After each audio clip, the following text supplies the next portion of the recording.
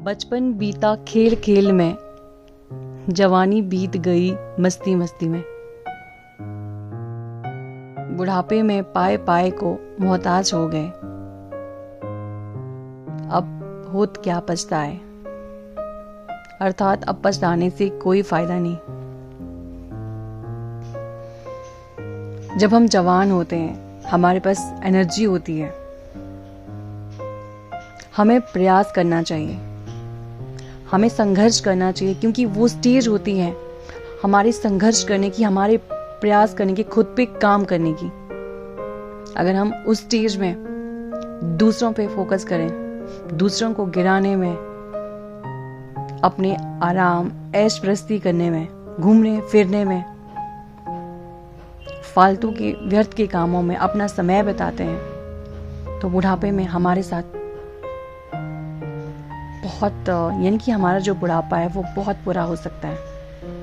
तो आज मैं आपको रियल लाइफ का एक एग्जाम्पल देकर के मैं आपको समझाना चाहूँगी सचिन तेंदुलकर और उनकी दोस्त विनोद कांबली। कभी बचपन के साथी सचिन और कांबली को भारतीय क्रिकेट का भविष्य कहा गया। कांबली का टैलेंट इतना गजब था कि उन्हें सचिन से भी बेहतर कहा जाता था, लेकिन समय ने दोनों की राहें अलग कर दी।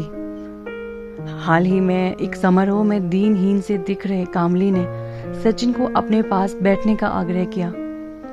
उनको खुशी से देखते ही उनका हाथ पकड़ लिया, मगर सचिन ने मुस्कुराते हुए हाथ छुड़ाया और उनसे कुछ दूरी पर बैठे लोगों के साथ जाकर बैठ गए। हो सकता है वजह कुछ और रही हो, मगर ये घटना एक कड़वी सच्चाई बयान करती है। लोग आपको नहीं, आपके रुतबे और हैसियत को पूछते हैं। सचिन ने 22 साल मेहनत करके खुद को दुनिया का सबसे बड़ा क्रिकेटिंग किंग बनाया, क्रिकेट की दुनिया में शोहरत हासिल की, एक बड़ा नाम बन गए।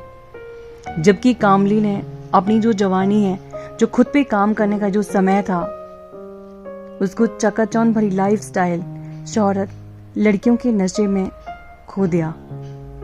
अब कोई उनको काम नहीं देता, वो बेहद लाचारी में जीवन बिता रहे हैं।